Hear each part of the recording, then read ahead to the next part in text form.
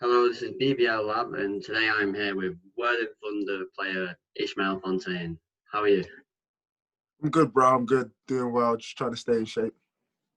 Good, good. So, I suppose let's jump straight into it. So, to start off, as a whole, for the whole of Britain, how do you think the sport of basketball can grow, given it's not as big as we people think it could be? I think it starts in house. You know, a lot of people talk about funding, but what we've seen is what teams do with funding is not always the best thing. Yeah, You know, you got the Royals, and I'm not saying they did, I'm not saying they made mistakes. I'm just saying they probably spent enough money to sustain themselves for 3 years in the league. Maybe they don't win outright yeah, at the beginning, but it's London. You know, you become sustainable. You get a market. You do all these amazing things. But this force for change thing, you can still. There's a lot of things you can do for British players and the British League without having lots and lots of money. But it's yeah, just mentality of how you treat guys. You know. So the force for change thing, yeah, as a slogan, it's nice, but in reality, you can't just do these things yeah, overnight. I think the BBL as a whole, with their owners, have to be a little bit less ignorant, with in the nicest way possible. Like ignorant, for lack of a better word, because you know one of the things that stress me out is how they talk about other leagues, but they'll then sign a player that's not yeah, British from another league, from these leagues that they're disrespecting. So, for instance, Manchester Giants signed a kid from Sirius C Gold. oh yeah, Now, any British player that plays Series C Gold, which is a good level and is organised in terms of infrastructure, yeah, a lot of these BBL teams are like, nah, we don't want a British guy that played Series C Gold, but they'll go and get another guy who yeah, averaged less. So the kids, I don't know him. I'm sorry that he has to be part of my thing, but Manchester Giants, they signed a kid who played Series C Gold. And I'm not saying he's a bad kid. I'm not saying he sucks. I'm not saying any of that. yeah, He averaged 20. I watched his tape when he played in the Adriatic League. He looks like he can catch and shoot. He's 6'6". Apparently, he averaged 20 in the Series C yeah, League. We have not seen any tape of this, right? We've just got this round number of 20 points, this round number, and we yeah, haven't got any other stats. But in the same breath, Jonathan James went over there and averaged more in every category. He's 3 inches shorter and he's British, but I haven't had yeah, any teams raving about him. So yeah, this is my issue, you know. AJ Bassi before he came to Worthing was averaging ridiculous numbers in Series C Gold. So, and he's British. yeah, So, you know, I get a bit fuzzy with some of these people and some of the things they say. It really upsets me.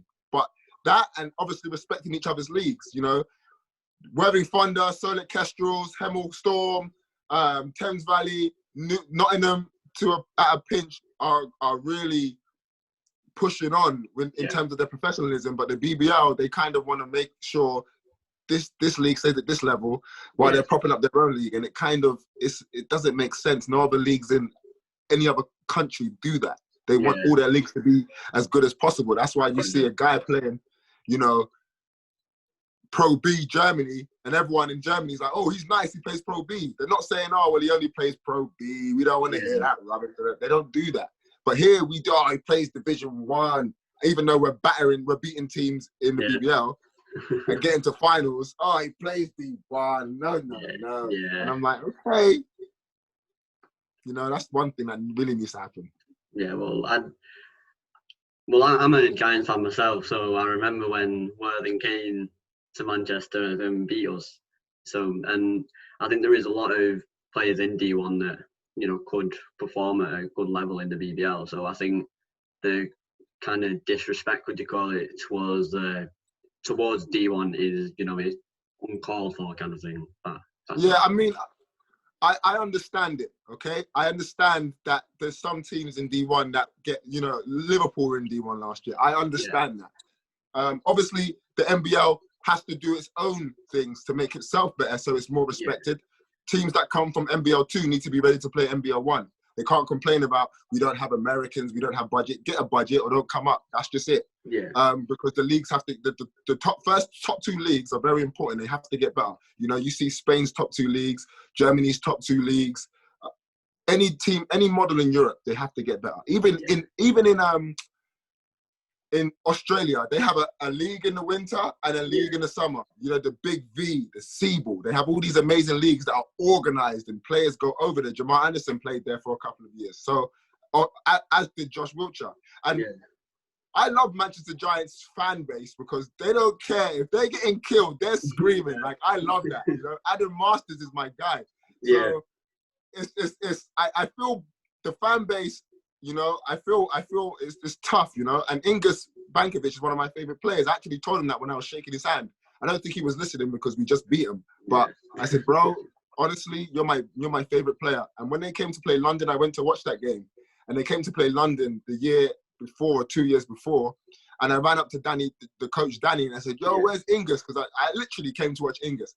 Ingus, he ain't going to be here. And I was super disappointed. So they have great talent. I'm sad to see Callum and these guys go and not establish a culture. Manchester Giants, the only problem I think they're going to have right now is having a lot of these American guys. A lot of the teams in BBL have it, but Manchester Giants have now stepped into this realm of having a lot of guys that will use the league as a stepping stone. They had the chance to keep Willie Clayton. I don't know if anyone knows about what happened there. If anyone ever has a conversation with Willie Clayton, that would be a crazy one, because imagine keeping him there and people having to play to his level. Imagine where your team would be now. Well, all I know is he did want to come back, but it's just a matter of we couldn't afford it. But I think it was in agreement anyway for, you know, the big three, is it Mike McCall, Tory, and then Willie, that they weren't using the BBL as a stepping stone. So it's exactly what you said. Right. Going back to what you said about the Americans as well, what confuses me, even as a Giants fan, is that we said the reason for, you know, letting Callum, Ingus and James go was to bring in British, you know, young talent. At the minute, I'm not seeing what I've seen Jack Hudson and David Hull come back. I'm happy about that, but I've not seen the young talent that we're supposedly bringing in. So this is it. I mean, Jack Hudson's 27, David Ulf, I'm not sure how old he is. And both of these guys, unfortunately, for the BBL and how the BBL is ran, they are professional players, but they've got other priorities. Yeah. You know, there was a chance that David Ulf wasn't going to play against Worthing. And the game, I'm telling you right now, that game would have been ugly if he wasn't there. Like, it would have been ugly. He's such a good player. He rebounds the ball so well. You know, Jack Hudson was injured, but obviously I think he's a lawyer or something. Yeah. You don't know, like, as a professional, guys don't understand how much that takes up. Yeah. They don't understand, like, you know, how much this takes up, especially when you're supposed to be training every day. You've got a great new venue. Like, results need to be there. And Manchester is a marquee area for teams to do well. So, and it's got a rich heritage. I've got a Manchester Giants jersey. So, like, I've got a white jersey. I was stuck. I didn't know who to take. Ronnie Baker, Mike New, White, like Jesse Sevan, all these players that came out of Manchester. You know, I didn't know who to pick. So it's time to start carrying that name with more pride, I think. Yeah, well, I definitely think Manchester will be better this year based on the players we've brought in. So moving to London, they've built a bit of a super team there. Yeah. What's your thoughts on the London Lions and how far they can go in Europe and how they'll do in the BBL? Well, if we start off with the word super team, I think they've built a team that will work that could beat these teams in Europe. I honestly believe that they built this team that can be amazing in Europe, and I'm so excited for them. Yeah. I don't know if it's a super team though. I see some, like, you know, people hear NBA, right? Yeah. And in the BBL, normally they hear G League. You know, oh, he played in the G League. Oh my goodness, he's gonna be the best. He's gonna be the MVP of everything. And then you ask them, where did Ramon Fletcher play college? And no one knows. But Ramon Fletcher's been amazing. He never played in G League. A lot of these guys, they hear NBA and they go crazy. Now, I'm not saying, I know DeAndre Liggins' skill set will help immensely, and his what I'd like to say,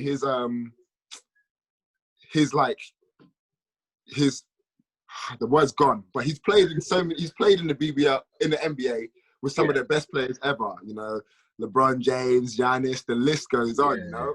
And he could definitely help the BBL. I don't know if he can help the BBL get on the map. That's a completely different story. A lot of people say this, and it's not one of those things that I believe in.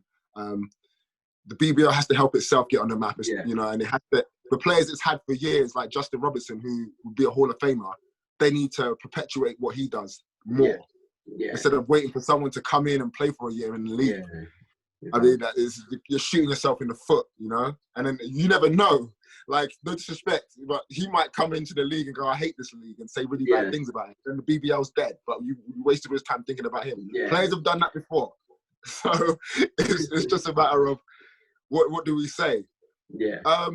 That team, though, will do a lot of great things in the BBL. I'm actually excited about Joshua Hibbert. I'm excited to see how Justin run the culture that Justin brings into the team. You know, it's a London flavored team. They're going to be fast. They're going to be athletic. I'm really excited about Kevin Ware because when he was in college, he was ultra athletic. Like, it was ridiculous, you know?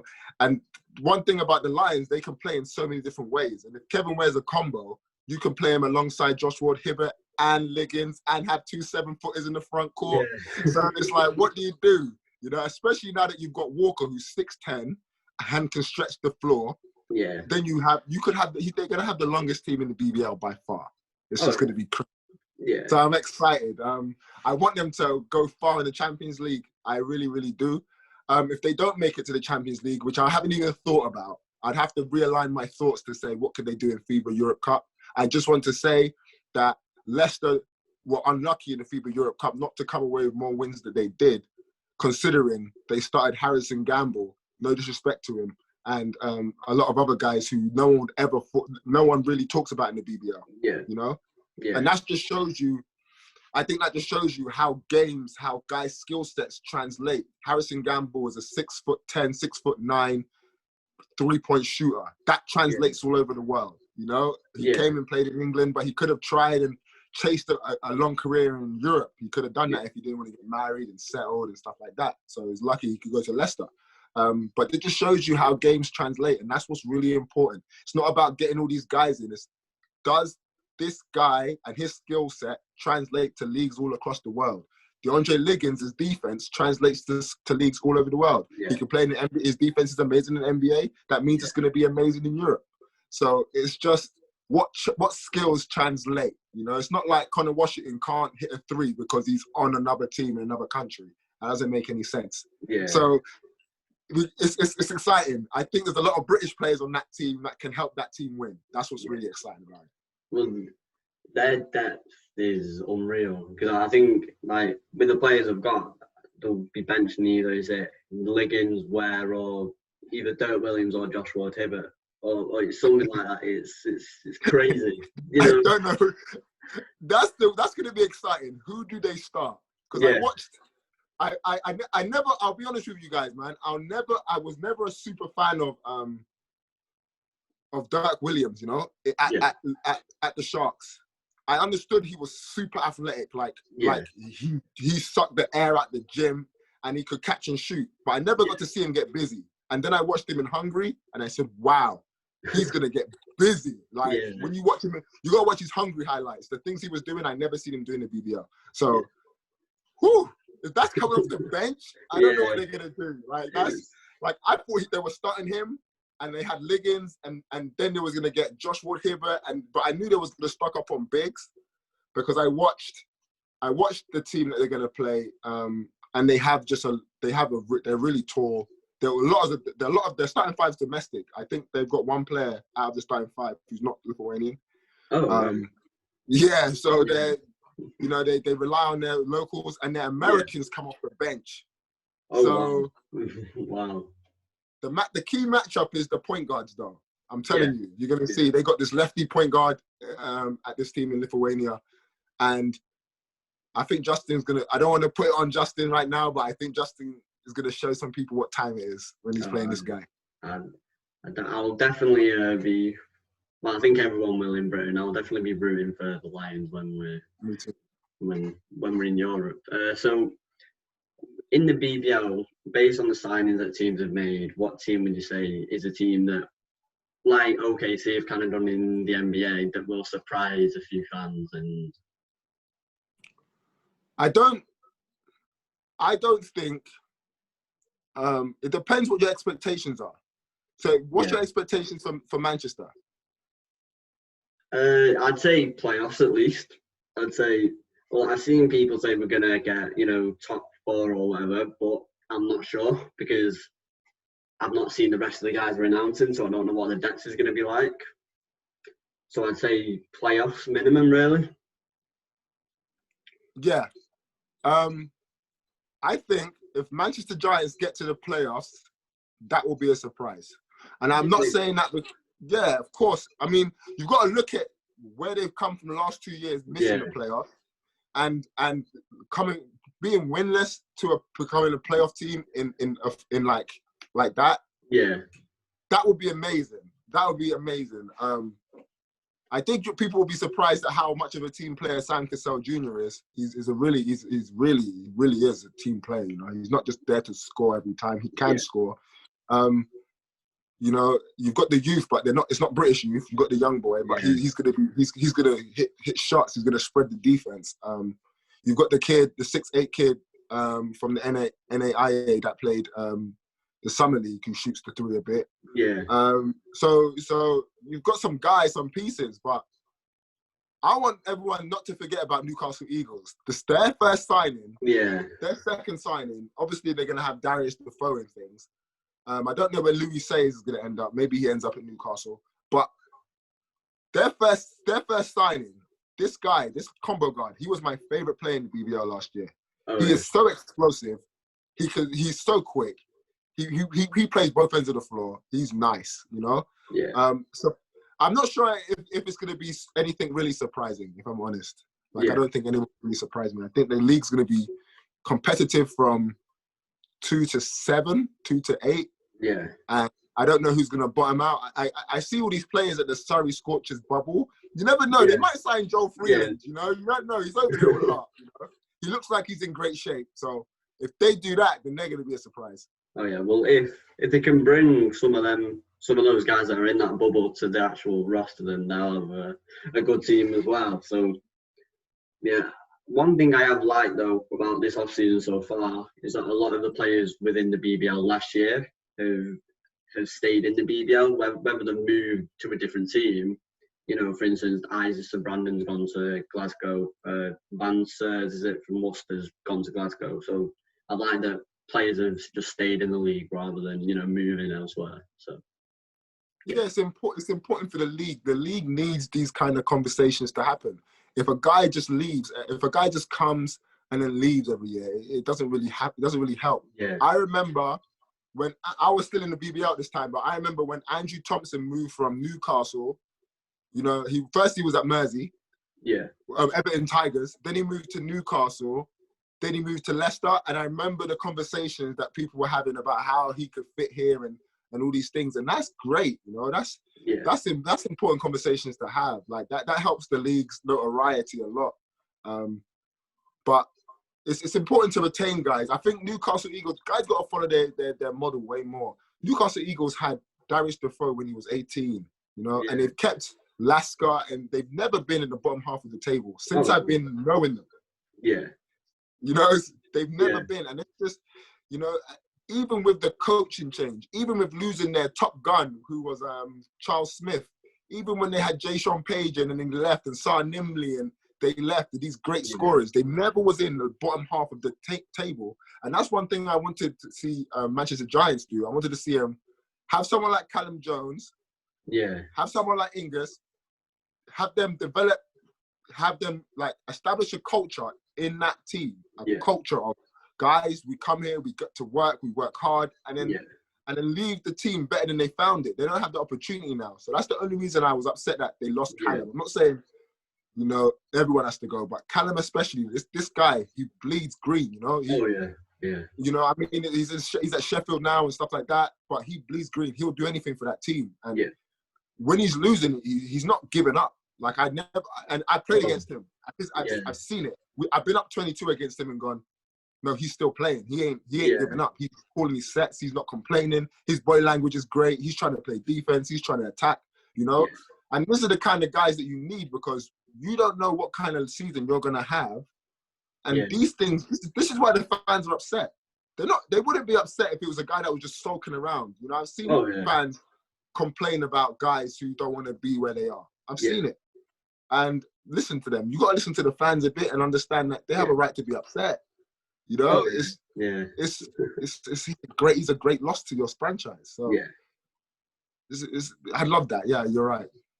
Yeah. So Cameron Hildreth, I'd say he's probably the best young, you know, player in the country at the minute. He cooked Manchester when he played against us. So I think that's the one game where I've properly watched him, because in that game I was excited given we were playing against him. How far do you think he can go as a player? I think Cameron has an NBA skill set. Yeah. Scoring wise, he has an NBA skill set. Yeah. He's getting taller. He's gonna be lifting weights. Like, he will lift weights, whether it's at college or whether he's one more year here. He will lift weights. He's so skilled. Like I can't explain. Like he's one of the best post players as well. Like, his post game is nice. You know, his footwork is nice. He's a point guard. He's 6'5". He's getting more athletic. He's dunking the ball off to dribble more. 1 foot, 2 foot. Yeah. He's got an NBA skill set. How far can he go depends on the choices these guys make when they go to college, the choices these guys make, what school to go to. If he wants to go the European route, I'm sure every single BBL team offered him a contract. Okay. I'm sure he's got contract offers in Europe, and I'm sure he's got scholarships waiting. He has an NBA trajectory. I'd like to see him compete more defensively. He rebounds the ball well. He can block a shot and things like this on the off chance. I'd like to see him compete more defensively, because if shots not dropping, I can help this team because I'm going to defend. I'm going to dig in. You know, that would be great for me personally. But him, and there's another kid called Jeremy Sochan. I think in the next few years, guys, these guys are going to be in NBA jerseys. That's my hope for them. As long as they're healthy and they're happy, that's really important to me. I think him and I call Cameron Scholesy because he's just like, you know, Paul Scholes, you know, you're from Manchester, you know Paul Scholes. I call him Scholesy because of just the genius in the way he scores and things he does. I have to call him Scholesy. So Jeremy and Scholesy, I think they've got the chance. Oh yeah, definitely. So in the BBL, out of all the players that we've seen sign or come back, what player you think, like I said before, what for teams will turn a few heads and play to a higher level than you thought they would? I'm expecting Justin Robinson to show you what kind of player this guy. Like, I don't like I'm not saying he's been chilling. I'm just saying a lot of people get comfortable with his caliber and then move on to the next guy so quickly, forgetting that his team is second in line to win the championship, 2-time MVP. Yeah. When we see this guy on this stage, this is when we're gonna really know that what greatness is. I'm really looking forward to Josh Ward-Hibbert. I think he's an awesome player, man. Like, he's just a junkyard dog, you know. And one thing that people forget about him is his lateral movement is so quick. Like, he locks people up. Obviously, we're looking forward to seeing Liggins. I want to see who's really excited me that's not on the Lions. I want to see Josh Wilshere against at Bristol. Because they hate each other. It's gonna be so funny, like, to have a Josh Wilshere running the point for Bristol. It's gonna be like, what? You know, because they hate each other. And one thing about Josh Wilshere that no one really knows, he's a sneak, dirty player. You know, he's sneaky. Like, if you shoot a jump shot, he'll poke you in your stomach. Like, yeah, man. He survives out there. He knows how to get it. He knows how to get it done. So, Josh, they're those guys for sure. Yeah. Okay. So, well, Well, I think that's it now. But thank you for coming on and thank you for talking British basketball. No, thank you for having me, man.